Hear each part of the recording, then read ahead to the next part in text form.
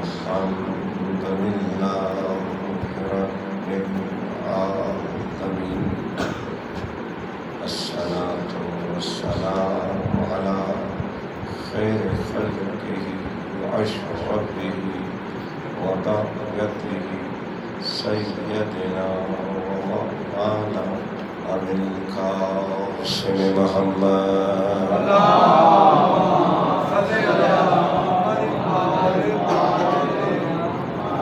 محمد وأهل بيته الطيبين الطاهرين المعصومين المظلومين ولعن الله على أعدائهم أجمعين يوم هذا وإلى يوم الدين وأما بعد فقد قال الله تعالى في كتابه المجيد والفرقان الحميد قوله الحق وهو أصدق الصادقين بسم الله الرحمن الرحيم يا أيها الناس قد جاءكم برهان من ربكم وأنزلنا عليكم نور مبين فأما الذين آمنوا بالله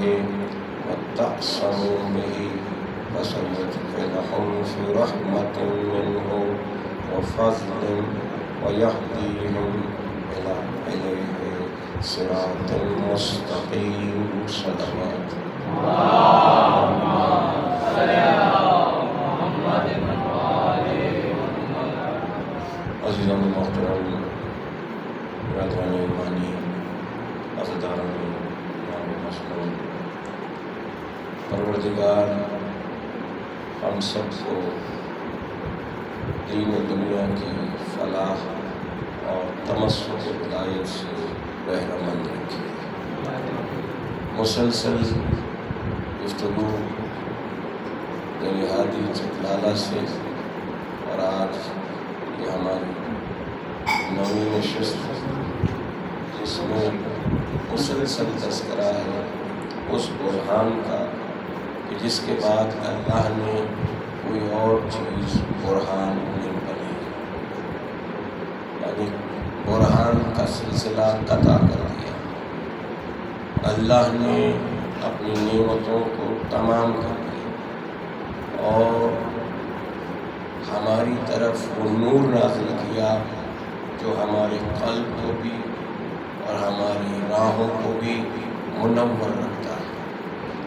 اور اللہ نے ہم سے یہ سب نعمتیں لے کر کیا چاہا کہ مجھ اللہ پر ایمان لاؤ، یعنی میری کبریائی تسلیم کرو، اپنا خناس ختم کرو، اپنی ہرس ختم کرو، اپنا حسد ختم کرو۔ میں اپنے علم سے دے رہا ہوں اور تمہارا رب ہوں، تو رب ہونے کا حق رکھتے ہوئے یہ میرا کام ہے کہ میں تمہاری ہدایت کیسے کروں، تمہیں وابستگی دین کیسے عطا کروں، میں تمہیں توحید سے آشنا کیسے کروں، میں تمہیں رسالت کا فیض کیسے عطا کروں، میں تمہیں دین و دنیا کی فلاح کیسے عطا کروں۔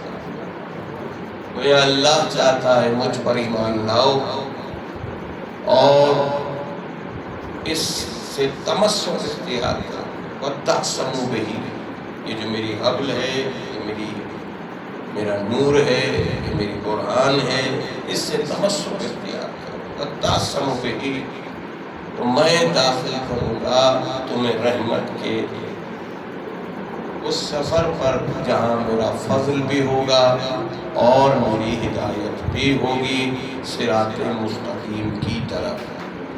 گویا اللہ سے جو تم مانگ رہے ہو سورہ الحمد میں صبح و شام 5 وقت کھڑے ہو کر ایک ہی چیز مانگ رہے ہو کہ صراط مستقیم عطا کر، ہمیں صراط مستقیم عطا کر، ہمیں صراط مستقیم عطا کر، تو اللہ کہہ رہا ہے صراط مستقیم میں دوں گا، مگر شرط یہ ہے کہ میری برہان کو تسلیم کرو، میرے نور پر ایمان لاؤ اور مجھ پر ایسے ایمان رکھو جیسے ایمان رکھنے کا حق ہے۔ یہ نہیں ہو سکتا کہ میری کبریائی کا اعتراف بھی کرو اور مشورے کی منزل پر خود بھی کھڑے ہو جاؤ۔ تمہارے مشوروں سے نہ میں نے کارخانہ حیات بنایا ہے، نہ تمہارے مشوروں سے یہ کارخانہ حیات چلا رہا ہوں، بس کسی کو میں نے اذن دیا ہے، وہ چاہے تو چاند کو دو ٹکڑے کر دے، وہ چاہے تو سورج کو دوبارہ مغرب سے طلوع کر دے، وہ چاہے تو کسی کو ٹھوکر مار کے زندہ کر دے۔ گویا میں خدا ہوں اور چاہتا ہوں پہچانا جاؤں تو میں خود تو تمہارے پاس آ کر تمہاری ہدایت نہیں کر سکتا۔ میری ہدایت کا وسیلہ ہے وہ جنہیں برہان کہتے ہیں، جنہیں نور کہتے ہیں، جنہیں رحمت کہتے ہیں، جنہیں عروۃ الوثقیٰ کہتے ہیں، جنہیں صاحب صراط مستقیم کہتے ہیں، جنہیں راسخون فی العلم کہتے ہیں، جنہیں نہیں پہچانا انہی کو امام مبین کہتے ہیں۔ تم امامت کے منکر بھی رہے، صرف کتاب کافی ہے کہ نعرہ بھی لگایا، مگر بعد از رسول 80 ہجری سے آگے نہیں گئے، پہلا امام بنایا اور تم نے امام بنا کر بتایا کہ جس امام کا انکار کر رہے تھے وہ تمہیں بنانا پڑا، اور جب بنایا تو کتنے عرصے چلا، جب تک میرا آخری امام پردہ غیب میں نہیں گیا تم بناتے رہے، پہلا بنایا، دوسرا بنایا، تیسرا بنایا، چوتھا بنایا۔ خالق نے کہا اب بناتے رہنا، میں اپنے کو پردہ غیب میں لے جا رہا۔ عادت ہو گئی ہے نا تمہیں بنانے کی، تو اللہ نے تمہیں تمہاری عادت پہ چھوڑ دیا اور اپنے امام کو، اپنے ہادی کو چھپا لیا، پردہ غیب میں رکھا۔ صفت غیب اللہ کی تھی، وہ بھی صفت دے دی۔ گویا اللہ بتانا چاہتا ہے میری کبریائی کی ہر صفت ان سے ملتی ہے، مگر تمہیں سمجھ نہیں آ رہا تھا، لہذا میں نے اسے بھی غیبت میں رکھ کر اپنی غیبت کو ثابت کیا، اور میں نے کہا الف لام میم ذالک الکتاب لا ریب فیہ ھدی للمتقین، یہ ہدایت کرتی ہے متقین کی اور ان کی جو غیب پر ایمان لاتے ہیں۔ لہذا تمہیں نور سمجھ نہیں آیا، برہان سمجھ نہیں آیا، میں نے غیبت میں رکھ کر کہا اب غیب پر ایمان لا، تاکہ تمہیں پتہ تو چلے کہ میرا نمائندہ ظاہر بھی ہوتا ہے، باطن بھی ہوتا ہے۔ مسلسل میں نے گفتگو کی، یہ نور ایک ساتھ آیا، صلب آدم منتقل ہوا حکمت الہی سے، اور اس کے بعد دونوں میں دوری ہوئی، مگر اس دوری کے درمیان کوئی اسلام کا کام نہیں ہوا، کوئی پیغام اسلام نہیں دیا گیا۔ مصطفیٰ کو دیکھتے رہو، صراط مستقیم کا منبع ہے، مگر ابھی تکلم نہیں کرے گا، کیونکہ اس برہان کو ضرورت ہے اس نور کی، کہ جس نور کے ساتھ برہان بھی سمجھنا ہے اور وہ برہان نور بھی سمجھائے گی۔ روایتوں میں ملتا ہے آیت میں برہان سے مراد خاتم النبیین اور نور سے مراد ولایت علی ابن ابی طالب۔ گویا برہان، اب یہ برہان صرف رسول پہ رکے گی نہیں، کیونکہ اولنا محمد ووسطنا محمد وآخرنا محمد وکلنا محمد۔ گویا جو منصب رسالت، نور رسالت، برہان رسالت، رسالت کے پاس ہے، آمنہ کے لال کے پاس ہے، اسی کو چل کر علی کے پاس آنا ہے، اسی کو حسن کے پاس آنا ہے، اسی کو حسین کے پاس آنا ہے۔ ہر دور کے منکر کا مقابلہ اسی دور کے حساب سے کیا جائے گا، کہیں قلم سے کیا جائے گا، کہیں تلوار سے کیا جائے گا، تاکہ حکمت بھی سمجھ آ جائے، میری برہان سمجھنے میں تمہیں آسانی ہے۔ فضائل تو میں نے آپ کے سامنے پڑھے، اکثر کہا ہے کہ رسالت کے بھی فضائل اپنے محل پر، مگر علی کی فضیلتوں کا جب رسالت نے تذکرہ کیا تو کہا علی خدا نے تجھے ایسی فضیلتیں دی ہیں جو مجھے بھی نہیں دیں۔ اب عالم اسلام کہتا ہے ہم علی کو بڑھا دیتے ہیں، نہیں عزیزان محترم، ہم علی کو نہیں بڑھاتے۔ اللہ نے علی کو بڑھایا اس لیے ہے کہ علی کا مولا سمجھنے کے لیے تھوڑا سا بلند ہو جاؤ۔ تمہاری تقویت تمہاری عقل کو برہان تک لے جانا چاہتا ہے، اس نور کے ساتھ جسے علی کہتے ہیں۔ اتنی فضیلتوں کے ساتھ بھی علی بھاگے، رسالت میں بیٹھے ہوئے ہیں، علی ہو رسالت میں آپ تشریف فرمائے، ایسے میں حسین آغوش رسالت کی زینت بنے، اور جب رسالت کی زینت بنے تو کچھ فضائل کا سلسلہ تقابل ہوا۔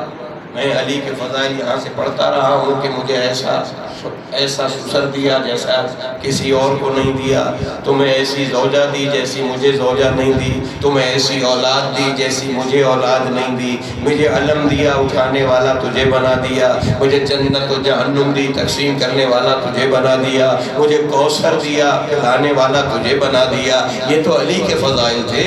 آج حسین نانا کے زانو پر بیٹھ کر بابا کے سامنے اپنے فضائل پڑھ رہے ہیں۔ کہا بابا اللہ نے آپ کو بے شک بہت سی فضیلتیں دی، کیونکہ مولا نے، میں پوری روایت نہیں پڑھ رہا، صرف سیدھا جملے تاکہ میرے نوجوان بچوں کے ذہنوں میں راسخ ہو جائے۔ مولا نے اپنی فضائل پڑھے، میں یعصوب الدین ہوں، میں لسان صدق ہوں، میں مصدق رسول ہوں، میں راسخون فی العلم ہوں، سارے فضائل پڑھتے گئے۔ حسین خاموش تھے۔ رسالت نے کہا بیٹا حسین اب جواب کیوں نہیں دیتے؟ بابا سے فضیلتوں کا تبادلہ کر رہے تھے۔ یہ تو 70,000 میں سے 10 بھی نہیں ہیں جو علی نے گنوائی ہیں، یعنی فضیلت علی اتنی منزلت پر ہے۔ مگر حسین نے ایک بار بابا سے کہا بابا یقیناً میں آپ کی فضیلتوں کا انکار نہیں کر رہا، اللہ نے آپ کو یہ ساری فضیلتیں دی ہیں، مگر اللہ نے مجھے جو نسبی فضیلت دی ہے وہ آپ کو نہیں دی۔ مجھے ماں دی ہے خیر النساء العالمین، آپ کی ماں اس منزل پہ نہیں ہے۔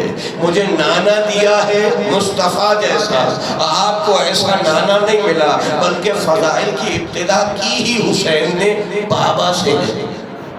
مجھے ایسا بابا دیا ہے جیسا آپ کو نہیں دیا، یعنی جتنی فضیلتیں آپ کی ہیں وہ میرے باپ کی ہے۔ اسے کہتے ہیں وراثت، اسے کہتے ہیں کمال۔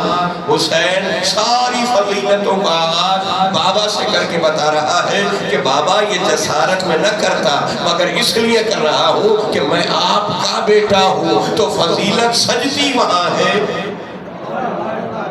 جہاں نسب وہ ہو کہ دوسرا مقابل نہیں آ سکتا۔ اور اس کی مثال میں اکثر یہاں سے ممبر سے دیا کرتا ہوں، سلمان کے دربار میں مچھر ہوا کے خلاف مقدمہ لے کر آ گیا کہ یہ ہوا مجھے تنگ کرتی ہے۔ مچھر کو جب مدعی پایا تو سلمان نے ہوا کو بلایا، جب ہوا آئی تو مچھر فرار ہو گیا۔ تو جناب سلمان نے کہا بھئی مدعی نہیں ہے تو اب کیا بات کی جائے؟ تو اب عزیزان محترم دوبارہ ادھر ہوا گئی، مچھر آ گیا، کہا کہ میرا فیصلہ، کہا جب میں نے بلایا تھا اسے جس کے خلاف تو مقدمہ کر رہا ہے تو تو یہاں تھا نہیں، کہا کیسے ٹھہروں؟ جہاں ہوا ہو وہاں مچھر ٹھہر نہیں سکتا۔ تو یہ چھوٹی چھوٹی مثالیں اس لیے نہیں ہیں، ان کے لیے ہیں جو تقابل کر رہے ہیں محمد و آل محمد سے کہ یہ اللہ کی برہان ہے۔ یہ اس وقت بھی تھے جب کچھ نہ تھا۔ تم سجدہ کرو تو تراب کی ضرورت، تم سجدہ کرو تو 7 اعضاء کی ضرورت، مگر یہ اس وقت بھی ساجد تھے جب کچھ نہ تھا، بس وہ تھا اور یہ تھے۔ تو عزیزان محترم مولا حسین نے اپنی فضیلتیں بیان کی، اور جب بابا کے سامنے فضیلتیں بیان کر چکے تو اس کے بعد نانا کی آغوش سے اتر کر بابا کی آغوش میں بیٹھے اور بابا کے رخساروں پہ بوسہ دیا۔ گویا حسین کی عمر اس وقت 6 سال ہے، اس سے زیادہ نہیں ہے، 6 سال یا 6 سال سے کچھ ماں زیادہ ہے۔ آپ نے بابا کے فضائل پڑھنے کے بعد اپنے فضائل پڑھے اور پھر بابا کی آغوش میں جا کر بابا کے رخساروں کا بوسہ دیا۔ گویا فضیلت کو محل پر رکھتے ہوئے حسین بتا رہے ہیں میں ہوں، میرا باپ باپ ہے۔ ایسا ہے کہ نہیں ہے؟ میرے مولا کو کتنے آقا کے جانے کے بعد لوگوں نے میرے مولا کو امام المتقین کہا، امیر المومنین کہا، تو آپ نے فرمایا یہ لقب صرف میرے جد کا ہے، یعنی صرف میرے بابا علی کا ہے، اس لقب سے ہمیں نہ پکارو۔ یعنی امیر المومنین سجدہ ہے حسین کے بابا پر، حسین بھی مومن ہے جب بابا ہو، یعنی امیر امیر رہتا ہے، مومن مومن رہتا ہے۔ امام ایک وقت میں 3 بھی ہو 4 بھی ہو تو متکلم کے ہوتے ہوئے دوسرا امامت کا دعویٰ نہیں کرتا۔ پتہ چلا ہمارے ہاں تو اتنی احتیاط ہے کہ 12 ہو اور اس میں 4 بھی جمع ہو جائے تو امام ایک ہی ہوتا ہے۔ آپ نے 4 بنائے اور عہد میں متفرق وقت میں چاروں موجود ہیں، تھوڑے تھوڑے فاصلے کے ساتھ، کوئی جا رہا تھا، کوئی اس وقت موجود تھا، شاگردی میں وہ بھی تھا وہ بھی تھا، تو عزیزان محترم شاگردی میں رہ کر بھی امامت کرا رہے تھے، میں فلاں کا امام ہوں، میں فلاں کا امام ہوں، مگر امامت صادقین کا معیار کچھ مختلف ہے۔ یہاں جب ایک متکلم ہوتا ہے تو دوسرا خاموش ہوتا ہے، تاکہ دنیا کو پتا چلے یہاں مرکز بدلتا نہیں ہے، یہاں تفریق نہیں ہے، نوراً علی نور ہے، ایک نور کے بعد دوسرا نور آئے گا، ایک صادق کے بعد دوسرا صادق آئے گا۔ صادق رکھنا بھی اس کا کام ہے، نور کو باقی رکھنا بھی اس کا کام ہے، وہ اپنا کام کرتا رہا،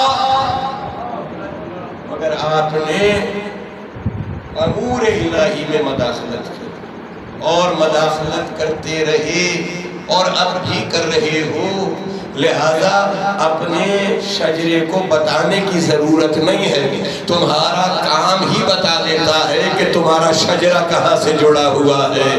ہم تو وہاں بھی صابر تھے یہاں بھی صابر ہیں، ہم وہاں بھی علی والے تھے یہاں بھی علی والے ہیں، وہاں بھی صادقین کے ساتھ تھے یہاں بھی صادقین کے ساتھ ہیں، اور انشاءاللہ پریشانی ہمیں نہیں ہوگی، انہیں ہوگی جو لعنت اللہ کو رضی اللہ بنانا چاہتے ہیں۔ میری جنگ کسی سے نہیں ہے، مگر اتنا بنا رہا ہوں کہ جو قتل حسین کرے اس کے بعد وہ رضی اللہ نہیں بن سکتا۔ میں نے آیات سے استدلال کر کے آپ کے سامنے پڑھا، ان کی توبہ کا دروازہ بھی بند ہو جاتا ہے اور انہیں گمراہ ترین قرار دیا جاتا ہے، ضلالاً بعیدا، دور تک بہکے ہوئے گمراہ ہوئے لوگ جن کی واپسی کا کوئی امکان نہ ہو، وہ ہوتے ہیں جو مقابل صادق آ جائیں۔ صادقین کو اللہ نے قرآن بنایا، پہچان بنایا، نور بنایا، اپنا اصطفیٰ کیا ہوا بندہ بنایا۔ آپ عہد نامے میں لکھیں کہ رسول نے نعوذ باللہ اپنے بعد کسی کو اپنا وصی نہیں بنایا، اور رسول اپنے امور دین سر انجام دینے کے بعد جب دنیا سے گئے تو یہ کہہ کر گئے کہ ہم انبیاء کا کوئی وارث نہیں ہوتا۔ کیا کہنے، داؤد کی دعا قرآن میں ہے کہ مجھے وارث عطا کر، ٹھیک ہے، اور یہ ساری وراثت کی آیتیں جناب سیدہ نے پڑھی ہیں، مگر آپ قرآن پڑھ کر بھی جہالت ہی کا سفر کر رہے ہیں۔ اور میں نے بار بار کہا کہ اللہ نے اپنے رسول پر یہ کرم کیا کہ حبیب کو حکم دیا کہ مجھ سے مانگو، وقول رب ادخلنی مدخل صدق واخرجنی مخرج صدق واجعل لی من لدنک سلطانا نصیرا، گویا سلطان نصیر مجھ سے مانگو۔ اور اس سے اگلی آیت کیا ہے؟ وَجَاءَ الْحَقَّ وَزَهَقَ الْبَاطِلُ إِنَّ الْبَاطِلَ كَانَ زَهُوقًا، یعنی جیسے ہی مصدق ملا اگلی آیت نے پڑھ کر قدم چومے اور کہا کہ اب حق آ گیا، باطل مٹ گیا، باطل تھا ہی مٹنے کے لیے۔ تیسری آیت اس کے بعد بلا فصل آیت آ رہی ہے، وَنُنَزِّلُ مِنَ الْقُرْآنِ مَا هُوَ شِفَاءً وَرَحْمَةً لِلْمُؤْمِنِينَ وَلَا يَزِيدُ الظَّالِمِينَ إِلَّا خَسَارًا۔ تینوں آیتیں مسلسل ہیں کہ اللہ سے صادق مانگو، گواہ مانگو، اور جب مل جائے سلطان نصیر تو میں کہہ رہا ہوں اب حق آ گیا، باطل مٹ گیا، اور باطل تھا ہی مٹنے کے لیے۔ اور اگر اب بھی کوئی بچانا چاہتا ہے تو سنے کہ قرآن میں جو نازل کیا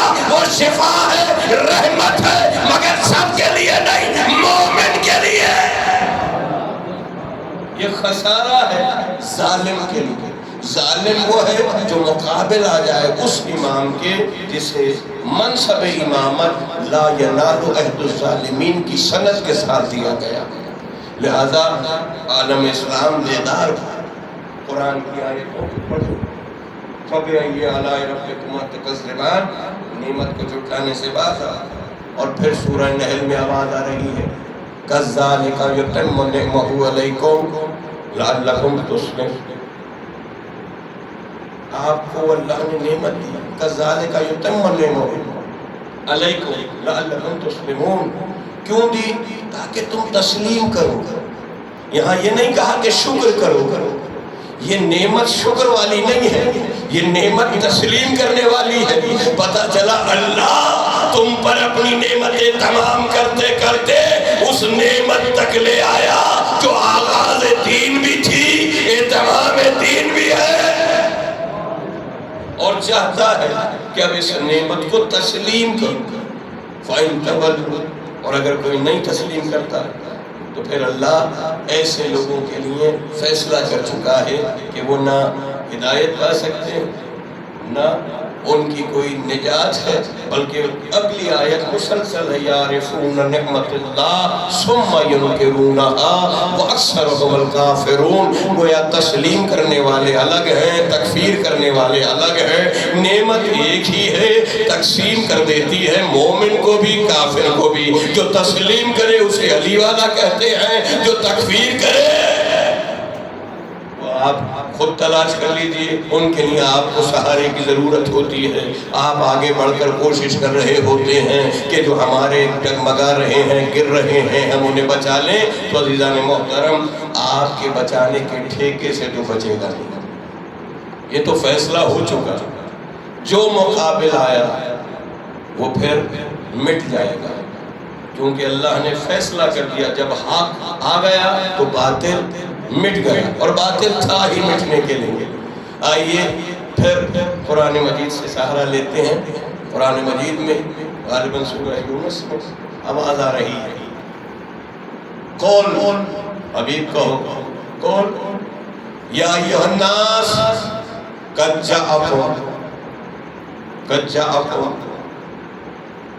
جاءکم الحق من ربکم، تمہاری طرف حق آ چکا رب کی طرف سے۔ یعنی یہاں بھی انسانوں سے بات ہو رہی ہے، مسلمانوں یا صاحبان ایمان سے بات نہیں ہو رہی۔ کہا تمہاری طرف حق آ چکا تمہارے رب کی طرف سے۔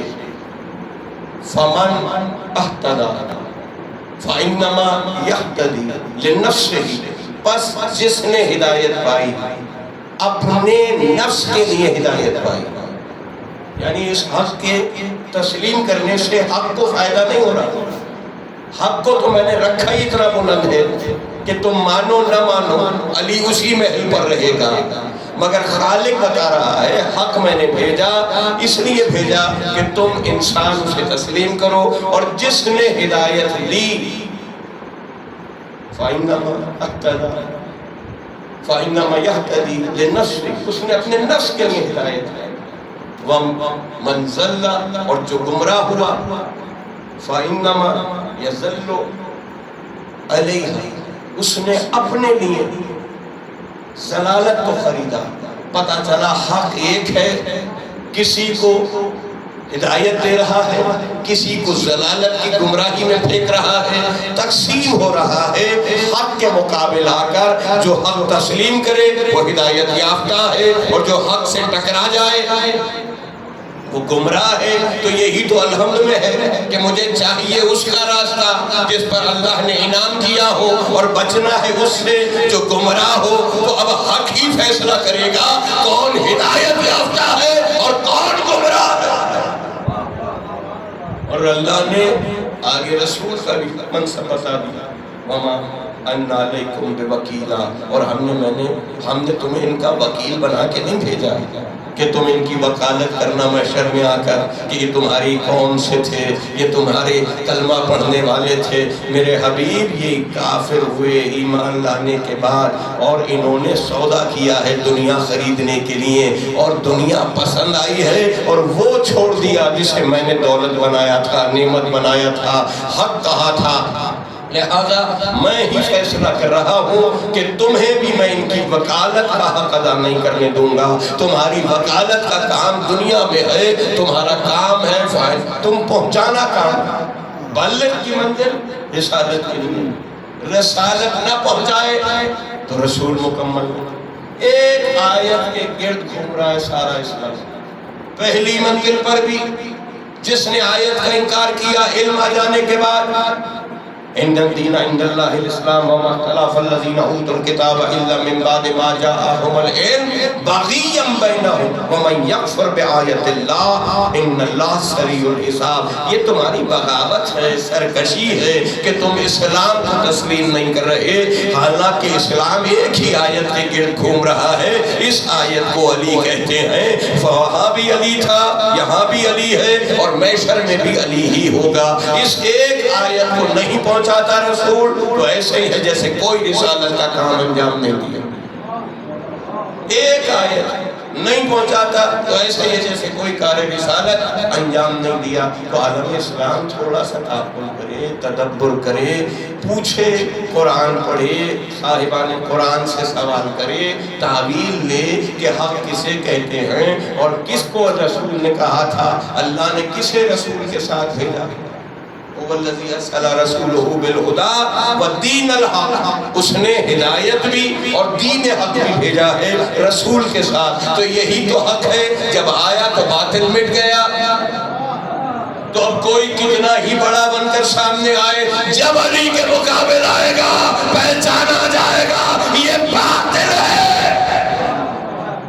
تو باطل کے لیے مجھے آپ سے کوئی مشاورت نہیں لینی۔ میرے اللہ نے اتنی بین آیتیں نازل کی ہیں کہ اس کے بعد پریشان نہیں ہوتا مومن۔ لَقَدْ أَنزَلْنَا آیَةً مُبَيِّنَاتٍ وَاللَّهُ يَهْدِي مَن يَشَاءُ إِلَىٰ صِرَاطٍ مُسْتَقِيمٍ۔ اللہ نے بین آیتیں نازل کی ہیں، اور جس کی چاہتا ہے ہدایت کرتا ہے صراط مستقیم کی طرف۔ پتہ چلا آیہ مبین کا تعلق ہے صراط مستقیم سے۔ تو جب صراط مستقیم سے تعلق ہے آیہ مبین کا تو پھر امام مبین سمجھ لو۔ کل شیء احصیناہ فی امام مبین، ہم نے ہر شے کو آسا کر دیا ہے امام مبین میں۔ پتہ چلا امامت ہی وہ آیت ہے جو مبین بھی ہے، جو حق بھی ہے، صاحب صراط مستقیم بھی ہے، راسخون فی العلم بھی ہے، یہی وارث قرآن بھی ہے، یہی مصدق رسول بھی ہے، یہی وہ نور ہے جس کے لیے اللہ نے سورہ تغابن میں کہا فآمنوا باللہ ورسولہ والنور الذی انزلنا واللہ بما تعملون خبیر۔ تمہارے عمل تو بعد میں دیکھوں گا، فوراً ایمان لاؤ اللہ پر، اس کے رسول پر، اور اسی نور پر جسے اللہ نے نازل کیا۔ اب ہم اسی لیے بلا فصل پڑھتے ہیں علی ولی اللہ وصی رسول اللہ، تاکہ کہیں فاصلہ پیدا نہ ہو جائے، کہیں امر قطع کرنے والوں میں ہمارا نام نہ لکھا جائے۔ ہم امر الہی کو پہچانتے ہیں اولی الامر کے ذریعے۔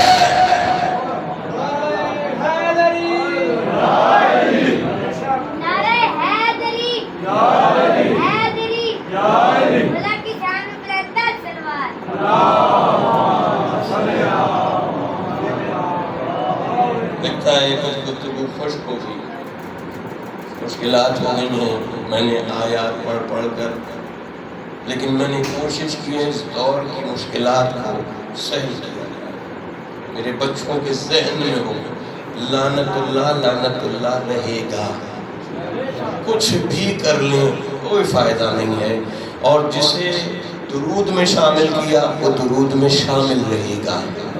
آپ لاکھ چاہیں کہ میں اپنے والوں کو بھی درود میں شامل کر لوں، اللہ نے کہا درود ویسے ہی پڑھنا جیسے آل ابراہیم پر پڑھا، ایسے ہی ہے۔ کما صلی تعالی ابراہیم وآل ابراہیم، تو وہاں ابراہیم کے ساتھ آل ہے، اصحاب نہیں ہے۔ تو لہذا درود وہیں پہنچے گا جہاں اللہ نے رکھا ہے، اور اللہ نے آیتوں میں رکھا ہے، قرآن میں رکھا ہے، تاکہ شفا لینے والے بھی سمجھ آ جائیں، خسارہ لینے والے بھی سمجھ آ جائیں کون ہے جو منزل سے حق اور باطل کو ملا رہا ہے، کون ہے جو حق کو چھپا رہا ہے۔ اور قرآن اٹھا کے دیکھ لینا، حق چھپانے والوں پر بھی اللہ نے لعنت کی۔ 36 جگہ نور کا تذکرہ ہے، 37 جگہ لعنت کا تذکرہ ہے۔ پتہ چلا بچتا نہیں ہے، چاہے وہ چھپانے والا ہو چاہے وہ ملانے والا ہو۔ قرآن وَلَا تَلْبِسُوا الْحَقَّ بِالْبَاطِلِ وَتَكْتُمُوا الْحَقَّ وَأَنْتُمْ تَعْلَمُونَ، خبردار حق مت چھپانا جبکہ تم جانتے ہو۔ يَعْرِفُونَ نِعْمَةَ اللَّهِ ثُمَّ يُنْكِرُونَهَا وَأَكْثَرُهُمُ الْكَافِرُونَ، یہ جانتے ہیں، یہ پہچانتے ہیں، پہچان کر پھر انکار کرتے ہیں، اور ان کی اکثریت کافر ہے۔ یہ میں کہہ رہا ہوں، عبداللہ ابن عباس اور امیر شام بحث ہو گئی کہ نبوت ہے مگر خلافت اور امامت قرآن سے ثابت نہیں، اور ثابت کرو۔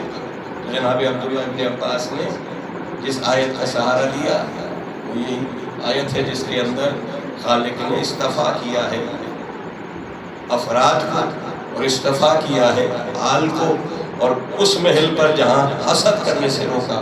وَمِنَ النَّاسِ کہ انسان يَحْسُدُونَ النَّاسَ عَلَىٰ مَا آتَاهُمُ اللَّهُ مِنْ فَضْلِهِ فَقَدْ آتَيْنَا آلَ إِبْرَاهِيمَ الْكِتَابَ وَالْحِكْمَةَ وَآتَيْنَاهُمْ مُلْكًا عَظِيمًا۔ گویا آپ نے آیت پڑھی اور آیت پڑھ کر کہا اس میں آل ابراہیم کا ذکر ہے۔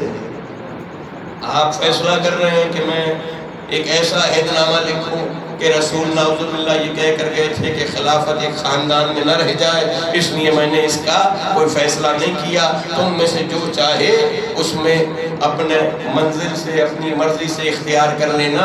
یہ تو آپ کے عہد نامے میں لکھا ہے، مگر قرآن تو کہہ رہا ہے یہ ملک ہمارا ہے، اور اس ملک کو ہم جسے دیں گے وہ ہمارا اختیار ہے۔ اور اختیار کے لیے اس نے کیا کیا؟ قُلْ إِن كُنتُمْ تُحِبُّونَ اللَّهَ فَاتَّبِعُونِي يُحْبِبْكُمُ اللَّهُ وَيَغْفِرْ لَكُمْ ذُنُوبَكُمْ وَاللَّهُ غَفُورٌ رَحِيمٌ۔ قُلْ أَطِيعُوا اللَّهَ وَرَسُولَهُ فَإِن تَوَلَّوْا فَإِنَّ اللَّهَ لَا يُحِبُّ الْكَافِرِينَ۔ اللہ کہہ رہا ہے، حکم دے رہا ہے، ان سے کہو، قُلْ حبیب کہو اطاعت کریں اللہ کی اور اس کے رسول کی، اور اگر یہ سرتابی کریں تو میں اللہ کہہ رہا ہوں میں ان کافروں سے محبت نہیں کرتا۔ یہ ہر جگہ کافر لا کے کیوں رکھا؟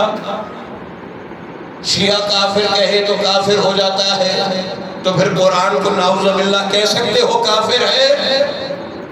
بار بار تکفیر کا نشانہ بنا رہا ہے اس کا جو مقابل ہو محبت علی کے، اطاعت علی کے۔ نہ علی کی اطاعت سے باہر بھاگنے دیتا ہے، نہ علی کی محبت سے باہر بھاگنے دے رہا ہے۔ محبت کرو اس سے جس سے اللہ محبت کرتا ہے، اور اگر نہیں کرو گے تو اللہ ایسے کافروں سے محبت نہیں کرے گا۔ پھر اللہ کہہ رہا ہے ان اللہ اصطفیٰ آدم ونوحا وآل ابراہیم وآل عمران علی العالمین ذریۃ بعضھا من بعض۔ یہ قرآن ہے، استفاء کر رہا ہے، شامل کروا لو اپنے۔ کہو کہ آل ابراہیم کے بجائے آل قریش رکھو، مگر اللہ کو پتا ہے مرض کیا ہے، لہذا مرض بڑھانا بھی ہے، اور جس کو مرض بڑھانا اللہ نے سمجھایا ہے کہ علی کے فضائل تمہیں برے لگتے ہیں، میں علی کے فضائل سے قرآن پڑھتا چلا جاؤں گا تاکہ تمہارا مرض سامنے آتا جائے، تم چھپ نہ سکو۔ آج کتنے ہیں قرآن پڑھنے والے مگر مرض آ رہا ہے سامنے کہ نہیں آ رہا؟ یہ مرض آ رہا ہے سامنے اس لیے کہ تم نے حق کو چھوڑ کر باطل کی پیروی کی، اور جو باطل کی پیروی کرتا ہے وہ پھر بچتا نہیں ہے، نہ چھپ سکتا ہے نہ بچ سکتا ہے۔ فرامین معصومین ہے، اگر تین چیزیں نہ ہوتی تو انسان کبھی انسان ہی نہ بنتا۔ وہ تین چیزیں کیا ہیں؟ موت، فقر، بیماری۔ جب بیمار ہوتا ہے تو سب یاد آ جاتا ہے، پھر آنکھیں بند ہونے سے پہلے فکر ہوتی ہے کاش میں یہ نہ کرتا، کاش میں نے یہ نہ کیا ہوتا، کاش کوئی میری شفاعت کرے، معافی دلا دے۔ یہ کاش بتا رہا ہے کہ موت سے پہلے وہ نظر آنے لگا جسے تم پہلے نہیں دیکھ رہے تھے۔ ٹھیک ہے، موت کے خوف سے بستر علالت پر بند ہوتی آنکھیں کھل جاتی۔ مولا نے یہی تو کہا تھا ابھی سوئے ہوئے ہوئے، یہ نیند ہے، جب مرو گے تو بیدار ہو جاؤ گے، تب پتا چلے گا چھینا کیا تھا، یہ ملک تو اب بھی علی کا ہے۔ کس منزل پہ؟ فضائل علی سے مقابلہ اور علی جیسا بننے کی کوشش تمہارے بس میں نہیں ہے۔ تمہیں اللہ نے جتنا رکھا ہے وہیں رہو۔ اگر علی کے قدموں میں رہو گے، جوتیاں سیدھی کرتے رہو گے تو پھر وہ اوج ملے گا جو علی کو نالین مصطفیٰ سینے سے ملا ہے۔ جانتے ہو میرے مولا نے دنیا کی حقیقت بھی بتائی، اس نالین سے زیادہ نہیں ہے، اس جانور کی ہڈی سے زیادہ نہیں ہے۔ یہ علی بتا رہا ہے مجھے تمہاری حکومت کی ضرورت نہیں ہے، مگر تمہاری دنیا کو میری ضرورت ہے۔ یہ کمال ولایت، علی کو کسی کی ضرورت نہیں۔ دوسرا ہے فقر، انسان کو غربت جو ہے وہ بھی بیدار کرتی، وہ بھی پریشان کرتی۔ اب فقر دو طرح کی ہے، ایک عارضی ہے، ایک ذاتی ہے۔ اگر ایک انسان فقیر ہی شروع سے ہو تو اسے فقیری کی عادت ہو جاتی ہے، پھر وہ اس سے پریشان نہیں ہوتا۔ مگر کوئی امارت کا منصب کا حامل ہو اور پھر اسے فقر دکھائی دینے لگے تو اسے پریشانی دکھائی دیتی ہے۔ مجھے نہیں پتا کس کس نے کتنا مال جمع کیا تھا، مگر جب چھوڑ کے جا رہا تھا تو احساس ہو رہا تھا مجھ سے بڑا تو فقیر ہی کوئی نہیں ہے، خالی ہاتھ جا رہا ہوں۔ کاش ان ہاتھوں میں علی کی بیعت ہوتی، کاش امیر کا ہاتھ ہوتا تاکہ فقیر نہ رہتا۔ فقر سے بھی بچا لیتا ہے اگر امیر کا در نصیب ہو جائے۔ پھر موت تو مومن کو آتی نہیں۔ ابھی آپ نے سن لیا کہ سنا ہے موت کے بعد علی سے ملیں گے، تو پھر جب علی سے ملنے کے لیے راستہ ہی موت ہے تو گھبرانا کس بات کا؟ علی والا تو چاہتا یہ ہے کل کی بجائے آج ملے تاکہ میں علی سے بلا فصل ملوں۔ کمال، یہ ولایت ہے علی۔ نہ مجھے بیماری میں پریشانی، بیماری میں غربت میں کبھی شکوہ نہیں کرنا کہ مولا میرے پاس یہ نہیں ہے، مولا مجھے یہ غربت ہے۔ مولا فرماتے ہیں حکمت ہے، اللہ حکیم ہے، وہ اپنے مومن کو جب چاہتا ہے نا کہ وہ در علی پہ رہے تو بعض جگہ فقر میں مبتلا کرتا ہے تاکہ دولت آنے سے جو بگڑ جانے کا امکان ہے اس سے بچا لے، اور کہیں شفا دیتا ہے اور کہیں بیماری۔ مومن کو بیمار بھی کیا ہے تو اس لیے کہ وہ دعا ہی کے ساتھ، مگر علی سے جو رجوع کرے پتہ چلا نہ بیماری بیماری ہے نہ غربت غربت ہے۔ اگر در امیر ہے تو نہ میں فقیر ہوں نہ میں بیمار ہوں، بلکہ حقیقتاً موت پر اپنے مولا کے ذریعے سے قابض ہو چکا ہوں۔ اب موت میرا کچھ نہیں بگاڑ سکتی۔ علی والا دنیا میں بھی جیتا ہے، آخرت میں بھی جیتا ہے، اور وسیلہ صرف اس کا امیر المومنین۔ لہذا ہمیں کوئی پریشانی نہیں ہے، ہمیں کوئی فکر نہیں ہے۔ آج عباس بھائی کی گھڑی سامنے سے بند ہے اور مجھے موبائل دیکھنا پڑ رہا ہے۔ بہنوں نہیں، میں تو آرام سے پڑھوں گا، صبح ہو جائے گی، پھر تو آپ کہیں گے کہ منظر بھائی کچھ تھوڑا سا کم پڑھتے ہیں۔ شرازی صاحب کو وہاں بھی نیند آ رہی ہوگی۔ یہ کمال ہے کہ علی کا ذکر ہو اور نیند آ جائے۔ یہ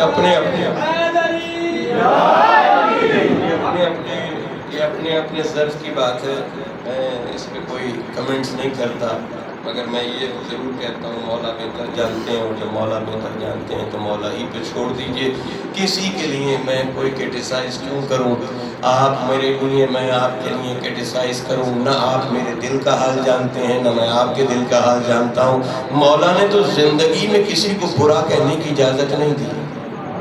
زندگی میں نہ کہو، مر جائے تو ضرور کہو، کیونکہ وہ مر گیا، اب ہدایت کے دروازے بند ہو گئے، مگر جب تک زندہ ہے احترام کر، نہ جانے کب حر بن جائے۔ یہ مذہب تشیع ہے، یہاں ہم کسی سے رنجش نہیں رکھتے، یہ دروازے کھلے ہوئے ہیں، یہ پیغام ہدایت عام ہے، ہر شخص کو مدرسہ حسینی میں آنے کی اجازت ہے۔ یہ اور بات ہے کہ آؤ گے مدرسہ حسینی میں، مل خدا بھی جائے گا، رسول بھی جائے گا، اور جاؤ گے کسی مسجد میں، حد ہے کہ حرم میں، مگر حرم میں بھی جا کر اگر اہل حرم نہ ملے تو اس سے زیادہ بدبختی کیا ہے؟ گھر اللہ کا، احمد علی کی پہلا گھر جو اللہ کا تھا، اسے امام بارگاہ بنانا کس کی سنت ہے؟ اللہ کی سنت ہے۔ گویا اللہ اپنے گھر کو امام بارگاہ بنانا چاہتا ہے، تو جب امام بارگاہ بنانا وہ چاہتا ہے، اور ایسا امام بارگاہ بنایا کہ اس نے صرف زمین پر نہیں، عرش پر بھی علم لہرا دیا علی کا، کہ یہاں بھی علم علی کا لہرائے گا، یہاں بھی ملکیت اور ملکیت علی کی ہوگی۔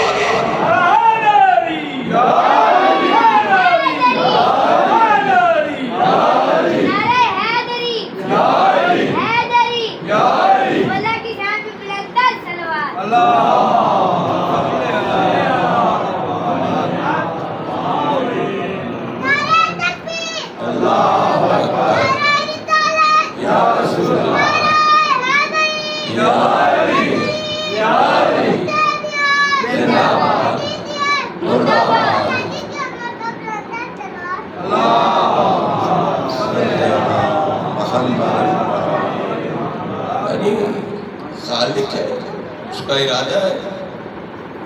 آپ تو لفظ کن ڈھونڈ رہے ہیں کہ وہ کن کہتا ہے تو کائنات بنتی ہے۔ میں آپ کو بار بار کہہ رہا ہوں، کن اس سے پیدا نہیں ہوتا، اگر اس سے کوئی حرف خارج ہو تو خدا نہیں رہتا۔ خدائی بھی بچانی ہے اور کن بھی کہلوانا ہے، تو کسی کو لسان اللہ بنایا، مگر لسان اللہ کو بھی اپنے جیسا نہ سمجھنا کہ وہ کون کہے گا تو ہوگا۔ وہ کسی زندہ کے جنازے پر صرف نیت کرتا ہے اور نیت کر کے بتاتا ہے یہ بھی صفت میرے پاس ہے، کہ وہ ارادہ جسے اللہ کا ارادہ سمجھتے ہو وہ علی کے وجود میں موجود ہے۔ تو یا علی ارادہ کرے تو ارادہ الہی بن جاتا ہے۔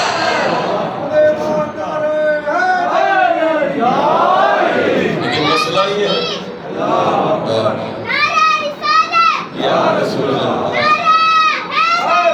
یا علی، یا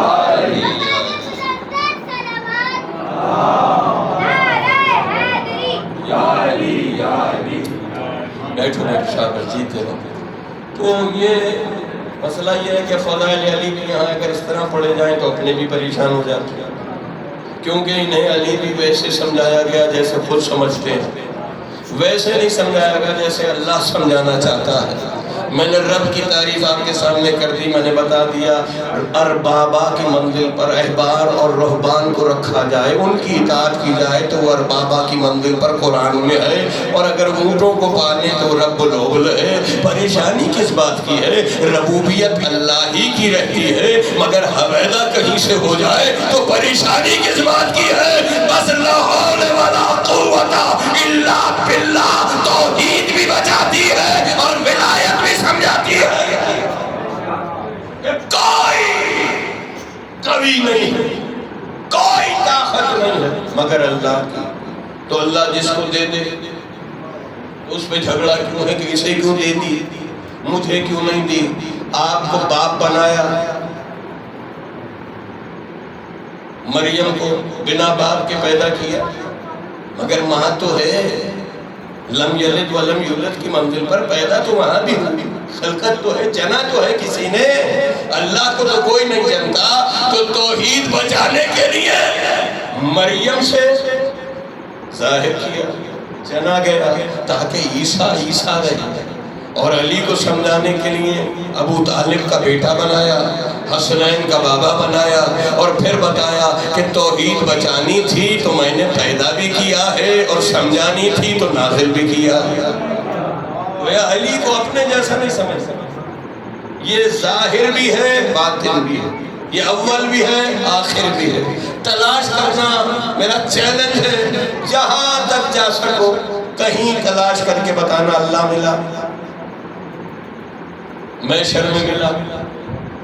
تو جب ملا نہیں تو احسان ہے نا کہ انہیں مانا وہ سمجھ آ گیا، ان کو پہچان کر اسے پہچانا جاتا ہے، ان کی نفی کر کر توحید نہیں بچائی جاتی۔ یہ جو ٹھیکیداری نظام ہے نا کہ توحید اللہ، میرے بھائی اللہ یقیناً ہے اور تھا مگر میں نے دیکھا نہیں،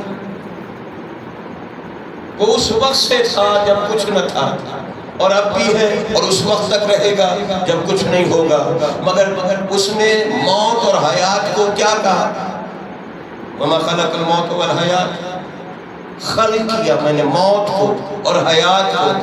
آپ بڑی آسانی سے کہتے ہیں جو مر گئے انہیں بھی موت آ گئی، میرے بھائی موت تو مجھے نہیں آتی، تو میرے مولا کو کیسے کہہ رہے ہو کہ مر گئے؟ میرا مولا منتقل ہوا ہے، عالمین کا مولا ہے، اس عالم میں دکھائی نہیں دے رہا، مگر آج بھی کلمہ یہی پڑھتے ہو، محمد رسول اللہ، محمد چلے بھی گئے اور رسول بھی ہے۔ ان بحثوں میں پڑھتا نہیں ہوں، مگر مجھے دکھ ہوتا ہے جب اپنے لوگ اس بات پہ گفتگو کرتے ہیں، پھر چھیڑتے ہیں، وہ گفتگو جو لا حاصل ہے، اور اس کے لیے حکم قرآن یہی ہے، جاہل سے الجھنا نہیں، سلام کر کے گزر جانا۔ اس کا عقیدہ اس کے ساتھ ہے، میرا عقیدہ میرے ساتھ ہے۔ مگر میں اپنے بچوں سے ایک بات کہتا ہوں، عقیدہ یہ میں نہیں کہہ رہا، میرے مولا کا حکم ہو، عقیدہ توحید و رسالت و ولایت علم سے، برہان سے، دلیل سے حاصل کرو، اور جب حاصل ہو جائے تو دنیا کو اس دلیل پر حق پہ پرکھو، کون اپنا ہے کون پرایا ہے۔ لیکن اگر خود ابھی تک شک میں پڑے رہو گے تو پھر میں نے نہیں، اللہ نے فیصلہ کیا وَإِنَّمَا الْمُؤْمِنُونَ الَّذِينَ آمَنُوا بِاللَّهِ وَرَسُولِهِ ثُمَّ لَمْ يَرْتَابُوا، تم میں مومن فقط وہ ہے جو اللہ پر، اس کے رسول پر ایمان لائے اور کبھی شک نہ کرے۔ یہاں شک ہے، میں نے کیا، کہا یہ اللہ کی مرضی سے، اور جو اللہ کی مرضی سے ہو رہا ہے وہ میں نے تسلیم نہیں کرنا۔ عجیب کمال ہے، یعنی جو میں کر رہا ہوں وہ بھی اللہ کی مرضی سے، اور جو اللہ کی مرضی سے مل رہا ہے آیات میں قرآن میں وہ میں نے تسلیم نہیں کرنا۔ تو عزیزان محترم، میرے مولا امام موسیٰ کاظم علیہ السلام کوئی 5-6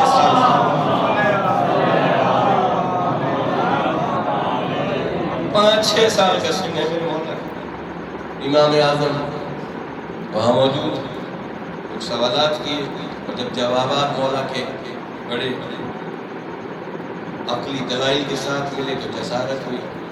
انہوں نے سوال کیا، اے فرزند رسول بتائیے امر میں یعنی اختیار، جبر اور اختیار کا فلسفہ کیا ہے؟ جناب موسیٰ کاظم علیہ السلام نے کہا بیٹھ جائے، یعنی کھڑے کھڑے نہیں سمجھایا جا سکتا، پہلے بیٹھ تو صحیح سے تاکہ اطمینان سے سمجھ آ جائے۔ اور پھر مولا نے پوچھا کہ دیکھ جو تو پوچھ رہا ہے فلسفہ جبر و اختیار، یہ 3 حالتوں سے باہر نہیں ہے، یا تو بندہ خود مختار ہے، یا اللہ مختار ہے، یا دونوں مختار ہیں۔ تو اگر صرف اللہ مختار ہے تو پھر سزا جزا نہیں، اور اگر اللہ اور بندہ دونوں شریک ہیں تو کبھی اللہ ہے، ضعیف انسان ہے، تو یہ کیسے ہو سکتا ہے؟ کبھی تو بچ جائے، ضعیف سزا کے دائرے میں آ جائے، لہٰذا یہ بھی ممکن نہیں ہے۔ یہ ممکن ہے کہ وہ ہدایت کرے اور ان سے اطاعت چاہے اور بندے کو حق دے دے کہ وہ اختیار کرے یا انکار کرے، تو سزا و جزا اسی صورت میں ہے کہ بندہ کام کرے اور پھر اس کی سزا و جزا ملے۔ لہذا ہم میں سے ہر شخص کو توحید بھی سمجھنی ہے اور اپنی ذات کو بھی سمجھنا ہے. یہ 6 فٹ کا قد اس عقل سے کنٹرول ہوتا ہے، لیکن اگر یہ عقل اس کو بھی کنٹرول نہیں کر سکتی تو پھر وہ ولایت محمد و آل محمد کا دفاع کیسے کرے گی؟ یقین جانیے ہم میں سے ہر شخص کا حق ہے کہ وہ تدبر کرے، اپنے امور کو 4 چیزوں میں تقسیم کرے. معرفت الہی کے لیے وقت مہیا ہو، اللہ کی کائنات میں آیات میں تدبر کرو اور برہان دلائل کو تلاش کرو. نفسانی خواہشات کے لیے درست راستے سے اپنی تفریح اور تشفی کا سامان کرو. اور چوتھا، اپنی اولاد کے لیے رزق حلال کماؤ. اور یہ رزق حلال کمانا، اس کی جزا کتنی ہے؟ ذات رسالت مآب سے حدیث ہے، اگر نیکیاں 10 حصے ہیں تو 9 حصے رزق حلال کے کمانے میں. میں مزید تشریح نہیں کر سکتا کہ ایک حصے میں وہ 3 چیزیں جہاں معرفت بھی ہے، ذاتی نفسانی خواہشات کی تکمیل بھی ہے، اور اپنے ان تمام امور میں تدبر و تعقل کے ساتھ جو نفقہ میں اپنی اولاد کے لیے کما رہا ہوں اس میں 9 حصے نیکی ہے. اور ذات رسالت مآب کے سامنے کوئی شخص آیا، روایت میں نے پڑھی کہ مولا نے پوچھا اس کا کام کیا ہے، یہ کرتا کیا ہے؟ تو کہا کچھ نہیں کرتا. آپ نے منہ پھیر لیا. رسالت مآب نے منہ پھیر لیا. لوگوں نے پوچھا یا رسول اللہ ایسا کیوں کیا؟ کہا جو شخص کوئی ہنر نہ رکھتا ہوتا، جو شخص کوئی ذریعہ معاش نہ رکھتا ہوتا، وہ دین پر بوجھ بن جائے گا، کیونکہ وہ دین کو ذریعہ بنائے گا اپنے عیال اور اپنے پیٹ کو بھرنے کا. اور پھر ایسا شخص جھوٹی گواہی بھی دے گا اور ایمان کو بھی فروغ کرے گا. گویا اللہ کا رسول بتا رہا ہے بہترین امر ہے، 9 حصے ہیں رزق حلال کمانے میں، کیونکہ رزق حلال کمانے کے بعد انسان کو اتنی طاقت ملتی ہے کہ وہ حق کو حق کے محل پر رکھ کے بات کر سکے. پھر اسے پریشانی نہیں ہوتی کہ میں نے یہ کہا تو مجھ سے یہ ناراض ہو جائے گا، مجھے یہ نہیں ملے گا، مجھے یہ نہیں ملے گا. خبردار، یہ رسول کا حکم ہے کہ ذریعہ معاش دین کے علاوہ رکھو. مولا کے پاس تھا ایک شخص حج کے لیے گیا، اور جب حج کے بعد آئے تو مولا علی کے پاس آ کر لوگوں نے کہا مولا یہ بہت عبادت گزار. مولا نے کہا کیا عبادت گزاری دیکھی اس نے؟ مولا جہاں گیا مصلی بچھاتا تھا، عبادت کرتا تھا، باوضو رہتا تھا، سجود سجدے، یہاں تک کہ حج کر کے واپس آیا. مولا نے کہا جب یہ اتنا عبادت گزار تھا، مصلی پہ رہتا تھا، تو اس کے دیگر امور کون سر انجام دیتا تھا؟ اس کے کھانے پینے کا کون خیال رکھتا تھا؟ اس کے لیے زاد راہ کون فراہم کرتا تھا؟ سواری کون دیتا تھا؟ کہا مولا ہم میں سے ہر شخص جس کو جو استحقاق مستحق طاقت ہوتی تھی وہ اس کی مدد کر دیتا تھا. مولا نے بنا فصل کہا تم مجھ سے بہتر ہو، تم اس سے بہتر ہو کہ جس نے عبادت اور کر مخلوق سے خدمت کروایا. حالانکہ خالق یہ چاہتا ہے کہ میں مخلوق کی خدمت کرنے والا بنوں. وَتَوَاصَوْا بِالْحَقِّ وَتَوَاصَوْا بِالصَّبْرِ. کیسے ہوگا؟ حق بولنے کی طاقت کب ملے گی؟ تب ملے گی جب آپ کسی کے محتاج نہ ہو. فقر ہو، بیماری ہو یا موت ہو، مومن نہیں ملتا، مومن نہیں گھبراتا. خدا ہم سب کو سلامت رکھے، ہمیں مولا کی محبت پر یکجا رکھے، اور ہمیں ایک دوسرے کے ساتھ ہاتھ میں ہاتھ ڈال کر چلنے کی طاقت مرحمت فرمائے. اور یہ یقیناً تب ہوگا جب آپ کے پاس اخلاص ہو، جب آپ اخلاص کے ساتھ کھڑے ہوں گے. اور میں متمنی ہوں کل آپ سب کا وقت کے ساتھ آنے کا، کیونکہ کل آخری نشست ہے، کل آخری مجلس ہوگی، اور میں انشاءاللہ کل ٹھیک 9 بجے بیٹھ جاؤں گا، کیونکہ اس کے بعد مجھے آگے شب بیداری کی مجلس سے کلام کرنا ہے، لہٰذا آپ سب سے میں ملتمس ہوں کہ کل ٹھیک 9 بجے آپ یہاں اپنے قدم رنجا فرمائیں۔ سلام ہو اس آقا پر جس نے کرب و بلا کو تعمیر کیا، اور کرب و بلا کی فہرست لکھنے والے عباس پر سلام ہو، جس نے اگر لکھنا بھی چاہا ہے تو اللہ کے نمائندوں نے اسے نصر من اللہ فتح قریب کی آیت نہیں لکھنے دی، بلکہ یہ کہا لکھو قالوا لا انا للہ و انا الیہ راجعون۔ حسین بتا رہے ہیں میں فتح کرنے نہیں جا رہا، میں جنگ کرنے نہیں جا رہا، میں قربانی دینے جا رہا ہوں۔ تو اب کوئی حسین کا عزادار ہو اور اسے قربانی دینے کے طریقے نہ پتہ ہو تو عزیزان محترم اس سے زیادہ بدقسمتی نہیں ہے۔ مجھے پتہ ہونا چاہیے مجھے کہاں کھڑے ہونا ہے اور کہاں کھڑے نہیں ہونا، یہ یقین ہونا چاہیے۔ اور اس کے لیے آپ لاکھ تعویلیں کرتے رہیں کہ حسین کرب و بلا میں شہید ہو گئے، حسین حرمت کعبہ بچانے کے لیے شہید ہو گئے، حسین نماز بچانے کے لیے شہید ہو گئے۔ میں بار بار کہا کرتا ہوں حسین صرف اولی الامر بچانے کے لیے شہید ہوا، صرف ولایت الہیہ کو بچانے کے لیے شہید ہوا۔ امانت الہی کی حفاظت کے لیے قیام حسین ہے۔ حسین سے مانگنے والے نے وہ مانگا تھا جو حسین دے نہیں سکتا، ورنہ بابا سے مانگا تو کمبل بھی چھوڑ کر ہٹ گیا تھا رسی کہ مانگی تھی ایک روٹی اور علی پوری قطار دے رہا ہے۔ گویا سخی اتنے ہیں کہ دینے میں کوئی کمی نہیں کرتے، پھر کیا سبب ہے کہ حسین نے سب کچھ قربان کر دیا اور ایک انکار بیعت پر؟ اسے سمجھنے کی ضرورت ہے۔ دنیا لاکھ کہتی ہے کہ جی یزید بہت شرابی تھا، فاجر تھا، گناہگار تھا، خطا کار تھا، لہذا قیام ضروری تھا، واجب تھا۔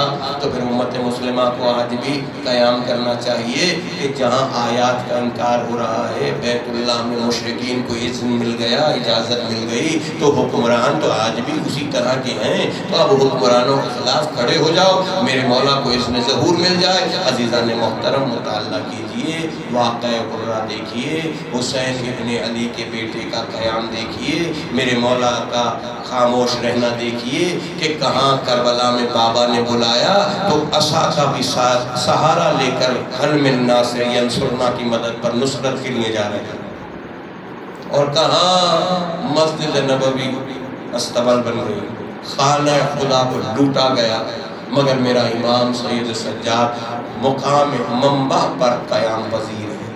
آپ نے ابھی سنا حسین بن نمیر کون؟ قاتل علی اکبر۔ جگہ نہیں مل رہی تھی اسے، جنگلوں میں پھر رہا تھا، کوئی پناہ دینے والا نہیں تھا، مگر فرزند حسین نے، علی بن الحسین نے اسے پناہ دی، اپنے ساتھ رکھا، کھلایا پلایا، اناج دیا، زاد راہ دی، اور یہ جب جانے لگا تو اس نے ایک دفعہ کہا کہ فرزند رسول آپ نے شاید مجھے پہچانا نہیں۔ مولا نے کہا ایسا نہ کہو کہ میں نے تجھے نہیں پہچانا، میں خوب جانتا ہوں تو قاتل علی اکبر ہے۔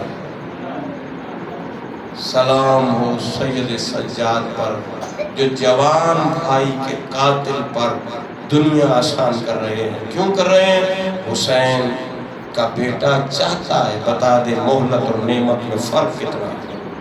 دولت دنیا دینا یہ کرم ایمان نہیں ہے، کرم ایمان یہ ہے کہ اپنے ساتھ علیہ السلام بنا کر جنت میں لے جائے گا۔ یہ کرم ہے حسین کا جو کرب و بلا میں دکھائی دیے گا۔ لہذا پورے تعقل اور تدبر کے ساتھ مطالعہ کیجئے، امامت کی شان پڑھیے، سمجھیں کہ کیا چیز تھی جس کے لیے حسین علی اکبر جیسا جوان بیٹا لے گئے۔ آپ نے 2 جملے سنے، میں اسی 2 جملوں کو آگے بڑھا رہا ہوں۔ شہزادہ علی اکبر کون ہے؟ 18 سال کا کڑیل جوان۔ ثانیہ زہرا کو بڑی خواہش تھی کہ علی اکبر کو دولہا بناؤ، مگر جب کرب و بلا کے بن میں شہادتوں کے سلسلے شروع ہوئے اور ایک منزل آئی کہ جب علی اکبر کو اذن جہاد ملا، بڑی مشکل سے ملا ہے، ثانیہ زہرا کے پاس جاتے ہیں، کبھی مادر گرامی کے پاس جاتے ہیں، کبھی بابا کے پاس آتے ہیں، مگر بابا کہتے ہیں یہ حق تمہاری ماں کے پاس ہے، ماں کہتی ہے تو یہ حق تمہاری پھوپھی کے پاس ہے۔ بڑی مشکل سے اجازت ملی، مگر جب اجازت مل گئی تو ایک بار ثانیہ زہرا نے فضہ سے کہا فضہ میرے خیمے سے وہ صندوق اٹھا لا جو میں بڑی سنبھال کر لائی ہوں، اور میرے ماجائے کو ایک بار میرے خیمے میں بلا لے۔ عزادارو ماجایا پہنچا، ایک مسند بٹھا کر میری شہزادی نے علی اکبر کو بٹھایا۔ آپ نے سنا کہ فلاں خیمے میں، ایسا نہیں ہے، بلکہ حسین نے اپنے بیٹے کو خاص خیمہ ثانی زہرا میں مسند پر بٹھایا، اور بی بی نے خواہش کی بھیا ایک بار اکبر کو دولہا بنا دو، اور دولہا بنانے کے لیے کسی ماں نے پیرہن پہنائے، کسی بہن نے پٹکا باندھا، کسی بیٹی نے بہن نے پیر میں نالین پہنائی۔ نالین پہنانے والی سکینہ نے نیک نہیں لیا، کہ نہیں بھیا نیک تب دینا جب فاطمہ صغرا بھی ساتھ ہوگی۔ سلام ہو اس بی بی پر جو فاطمہ صغرا کو یاد کرتی رہی۔ اور بہت سی ایسی منزلیں ہیں جہاں شہزادی کہتی ہے اچھا ہوا فاطمہ صغرا تم میرے ساتھ نہیں آئی، ورنہ شیور اتنے تماچے مارتا، شیور نے اتنے ظلم کیے ہیں۔ عزاداروں بہن کو یاد کرتی رہی۔ آپ کے سامنے میرے مولا نے جب دلہا بنا دیا، سب نے دیکھا کہ شہزادی کو میرے مولا نے جب امامہ باندھا ہے نا بہن کی خواہش پر، تو ایک بار پڑھا انما یرید اللہ لیذھب عنکم الرجس واہل البیت ویطہرکم تطہیرا۔ فضیلتیں کی آیتیں پڑھتا رہا، کبھی آیہ ولایت پڑھی، کبھی آیہ طہارت پڑھی۔ پڑھتے پڑھتے بیٹیاں بہنیں خوش تھیں کہ اکبر دولہا بن رہا ہے۔ ایک منزل پر حسین کا ہاتھ سر کے گرد نہیں تھوڑی کی طرف آیا اور کہا انا للہ و انا الیہ راجعون۔ بہنیں پھوپھیاں خاک پر بیٹھ گئی، ماں خاک پر بیٹھ گئی کہ حسین اکبر کو دولہا نہیں بنا رہے، بلکہ زندگی میں شبیہ رسول کو کفن پہنا رہے ہیں۔ کفن پہنایا، رخصت کیا۔ عزاداروں میں رخصت کا حال بھی نہیں پڑ رہا، میرے مولا نے کس طرح علی اکبر کو رخصت کیا۔ بس روایتیں کہتی ہیں جب بیٹا چڑھا ایٹ لگا کے چلا تو میرے مولا حسین نے کہا پالنے والے گواہ رہنا، اب اسے بھیج رہا ہوں جو سیرت میں صورت میں تیرے نسول سے ملتا ہے، مشابہ ہے۔ جب چاہتا تھا نبی کی زیارت کروں علی اکبر کا چہرہ دیکھ لیتا تھا۔ کہا بیٹے مجھے پلٹ پلٹ کے دیکھتے رہنا، جب تک رنگ میں نہ پہنچو مجھے دیکھتے رہنا۔ علی اکبر نے ایڑ لگائی۔ روایتیں کہتی ہیں، مقتل کہتا ہے کہ حسین نے اکبر کے پیچھے پیچھے چلنا شروع کیا۔ میرا حسین تنہا رہ گیا ہے، عباس مارا گیا، اونو محمد مارے گئے، قاسم کا لاشا پامال ہو گیا، بس ایک جوان بیٹا ہے اور ایک ضعیف باپ اپنی کمر تھامے ہوئے اکبر کی سواری کے پیچھے جیسے جیسے گھوڑا چل رہا تھا ایسے حسین چل رہے تھے، یہاں تک کہ گھوڑے کی رفتار بڑھی، حسین کے قدموں کی چاپ بلند ہوئی، حسین نے دوڑنا شروع کیا۔ اکبر نے پلٹ کر دیکھا، بابا یہ آپ میرے پیچھے کیوں آ رہے ہیں؟ کہا اکبر تیرا کوئی جوان بیٹا نہیں ہے، تجھے باپ کے درد کا باپ کے درد کا احساس نہیں ہوگا۔ میرے لال جوان بیٹا ہے، تو میرا جوان بیٹا ہے، شبیہ پیغمبر ہے۔ عزاداروں مقتل میں جہاد کیا، علی کے پوتے نے بہترین داد شجاعت دی، مگر ایک بار ماں کی دعا ہے پروردگار ایک بار مجھے اکبر سے ملا دے۔ اور میں یہ کہتا ہوں کہ اکبر پانی کے لیے نہیں آئے تھے، یہ ماں کی دعا تھی جو دوبارہ میرے خیمہ تک لائی ہے۔ بابا میری جنگ دیکھی؟ ہاں بیٹے بہترین جنگ کی ہے۔ عزاداروں میرا مولا کہتا ہے بابا اگر مجھے تھوڑا سا پانی مل جائے تو میں اس لشکر آدھا کو دیوار کوفہ سے دے ماروں۔ عزاداروں میرے مولا نے کیا کہا کہ بیٹے تمہیں نانا سیراب کریں گے، مگر جب بہت اصرار ہے تو میرے مولا نے ایک بار علی اکبر سے کہا اکبر اپنی زبان ہمارے دہن میں داخل کر۔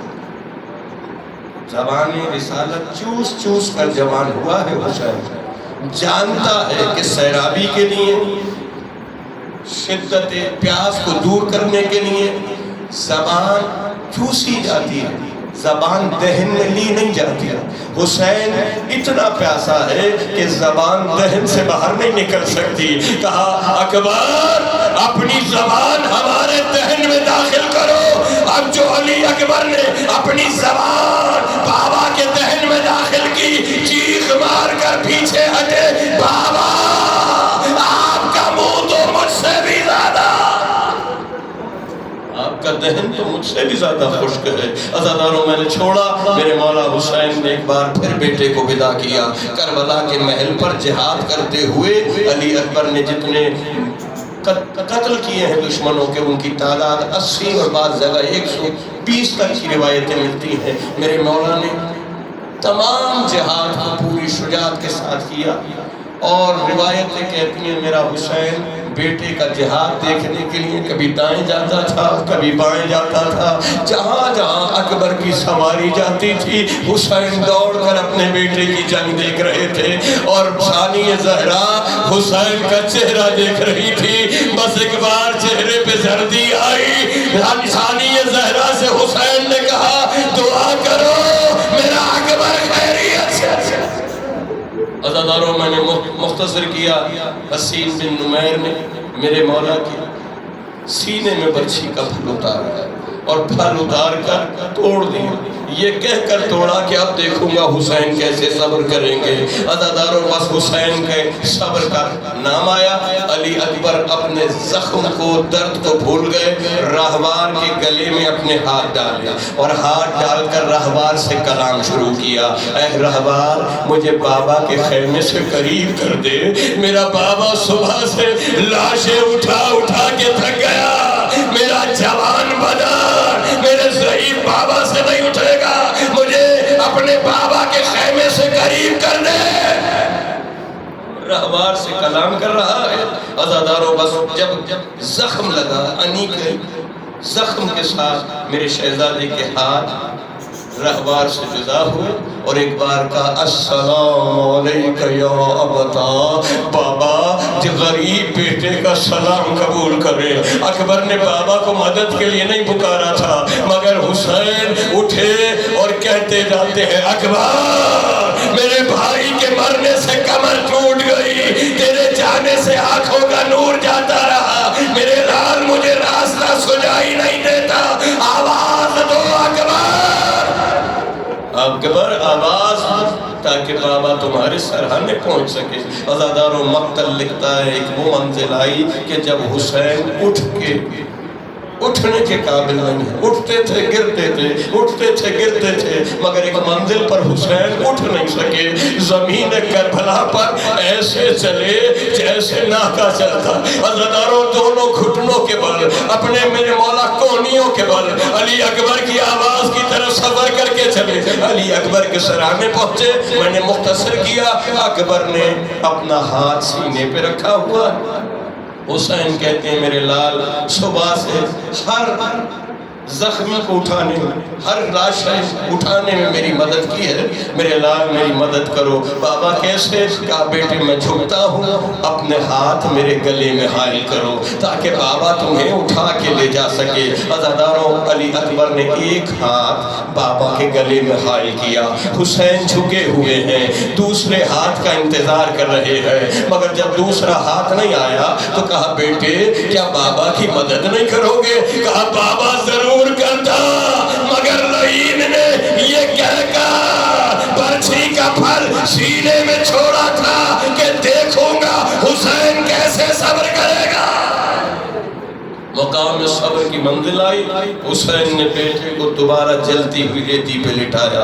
عزاداروں، مختصر کر کے پڑھ رہا ہوں، زمین کربلا پہ لٹایا، ایک زانو زمین کربلا پر، دوسرا زانو علی اکبر کے سینے پہ رکھا، برچھی کے پھل میں ہاتھ رکھا اور ایک بار کہا بابا ادرکنی، بابا ادرکنی، بابا خیبر اٹھانا آسان تھا، اکبر کے سینے سے برچھی نکالنا مشکل ہے، ادرکنی، بابا جب میری مدد کے لیے آنا تو تنہا نہ آنا، میرے دادا ابراہیم کو بھی لانا، میرے دادا اسماعیل کو بھی لانا، تاکہ وہ آگے دیکھے کہ فخر اسماعیل کے پیر بندھے ہوئے تو نہیں ہیں، فخر اسماعیل کے ہاتھ بندھے ہوئے تو نہیں ہے، فخر ابراہیم کی آنکھوں پہ پٹی تو نہیں ہے، بس بابا دادا کو لے کر آنا۔ بس یہ کہہ کر حسین نے برچھی کا پھل نکالا۔ روایتیں کہتی ہیں ادھر پھل نکلا، پھل کے ساتھ کلیجہ علی اکبر ہلک کے نکل آیا۔ اب میرا غریب امام کیا کرے؟ ایک ہاتھ میں کلیجہ اکبر، دوسرے ہاتھ سے اکبر کا لاشا اٹھایا، سینے سے سینہ لگایا۔ اب مقتل سے چلے، ادھر علی کی بیٹی نے دیکھا حسین جوان بیٹے کو اس طرح لا رہے ہیں کہ سینے سے سینہ لگا ہوا ہے۔ زمین کربلا میں بیٹے کے قدم خط کھینچ رہے ہیں۔ تڑپ کر ننھے ننھے بچوں کو آواز دی، اے بچوں، میرا ماں جایا اکیلا ہے، میرے ماں جائے سے جوان بیٹے کا لاشا نہیں اٹھتا، جاؤ مدد کرو۔ ننھے ننھے بچوں کے ساتھ حسین اکبر کا لاشا لائے، مقتل میں رکھا۔ بہنوں نے پھوپھیوں نے گریہ کیا۔ ایک بار حسین نے نگاہ دوڑائی، آخری جملہ ان ماں بہنوں بیٹیوں کے لیے جو علی اکبر کو پرسہ دینے آئی ہیں اور اس پردے کے ادھر بیٹھی ہیں، عزادار السلام ہو۔ ایک بار حسین نے نگاہ دوڑائی، دیکھا سب ہیں مگر لیلا دکھائی نہیں دیتی۔ حسین نے فضہ کو بلایا، فضہ فضہ مادر علی اکبر کو بلاؤ تاکہ وہ اکبر کو ودا کرے۔ بس اتنا سننا تھا۔ فضہ پہنچی اس محل پر، اس خیمے میں جہاں جناب لیلا ہے۔ کیا دیکھا کہ بیوی کبھی اس جناب سے ٹکراتی ہے، کبھی اس جناب سے ٹکراتی ہے۔ فضہ نے کہا بیوی والی نے بلایا ہے۔ لیلا کہتی ہے میں والی کو زحمت نہ دیتی، میں تو آنا چاہتی ہوں مگر کیا کروں، بعد اکبر میری آنکھوں کی بینائی جاتی رہی، مجھے راستہ سجائی نہیں دیتا۔ فضہ مجھے لے جا اکبر کے لاشا۔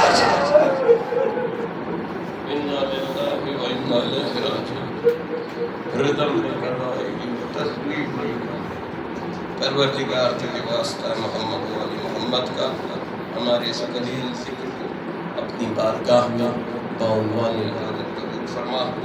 میرے مولا کوئی غم نہ دے سوائے غم حسین کے، اور غم حسین بانٹ رہا ہے تو ادھر لے۔ میرے مولا ہمیشہ کہا کرتا ہوں کہ صاحب رضا صاحب فرش رضا خواہش کرتا ہے کہ وہ انوار پنجتن کی زیارت کرے، اس کے گھر میں انوار پنجتن کا نزول ہو۔ پروردگار ہم سب جو فرش عزائے حسینی پہ بیٹھے ہیں ہمیں زیارت انوار پنجتن سے بہرمند فرما، اس گھر کو انوار پنجتن سے منور فرما، ہم سب کو ہر مصیبت بیماری بلا پریشانی سے دور فرما۔ برادران طاہر صاحب نے اپنے لیے خصوصی دعا کے لیے درخواست کی ہے، پروردگار ان کی حاجات شریعہ کو پورا فرما، کسی در کا محتاج نہ کر سوائے در محمد و آل محمد کے۔ اس انتقال ولایت علی ابن ابی طالب کا واسطہ جو سینہ در سینہ ہم نے پائی، پروردگار ہمارے تمام مرحومین کے درجات کو بلند فرما، انہیں عذاب قبر فشار قبر سے محفوظ فرما، انہیں کروٹ کروٹ زیارت مولا متقیان علی ابن ابی طالب علیہ السلام سے بہرمند فرما۔ میرے مولا ہم جب تک زندہ ہیں پرچم عباس کے سائے میں جئیں، میں شر میں اٹھیں تو لوائے الحمد کا سایہ نصیب فرما۔ پروردگار ولایت علی اور معرفت محمد و آل محمد میں دن دگنی رات چوگنی ترقی عطا فرما، ہمیں معرفت کے وہ تمام دریچے کھول کے عطا کر کہ کوئی ہمیں دشمنی ولایت میں گمراہ نہ کر سکے۔ میرے مالک تیری بارگاہ میں التجا کرتا ہوں، ہمیں اپنی دولت کی ولایت کی حفاظت کرنے کی طاقت عطا فرما۔ میرے مولا امام زمان کو جلد از ظہور مرحمت فرما، ہمیں اپنے مولا کی نصرت کرنے والوں، اطاعت کرنے والوں، اتباع کرنے والوں کو شمار فرما۔ پالنے والے تیری بارگاہ میں التجا کرتا ہوں، جو بے گناہ اسیر ہیں انہیں جلد رہائی کی خبر عطا فرما، ہم سب کی حاجات شریعہ کو پورا فرما۔ اللہ کل شیء قدیر ہے، علیم ہے، پروردگار اپنے علم اور قدرت کے ساتھ ہمیں ہر وہ نعمت عطا کر جو ہمیں دین و دنیا کی فلاح سے بہرمند فرمائے، اور ہر اس چیز سے محفوظ رکھ جو ہمیں دین و دنیا میں خسارے میں مبتلا کر دے۔ پالنے والے تیری بارگاہ میں التجا کرتا ہوں، ہم تمام حاضرین کی تمام حاجات شریعہ کو پورا کر در آل محمد سے وابستگی کو مضبوط فرما۔ ایک بار سورہ فاتحہ اور 3 بار سورہ اخلاص پڑھ کر جملہ تمام ارواح مومنین و مومنات کے لیے، خصوصاً صاحب خانہ حیدر بھائی کے، عباس علی صاحب کے جتنے مرحومین ہیں، ان کی زوجہ کے مرحومین، ان کے بھائی کے، دیگر تمام اہل خانہ کے مرحومین ہیں، ان کے لیے مرحمت فرمائے۔ اللہم صلی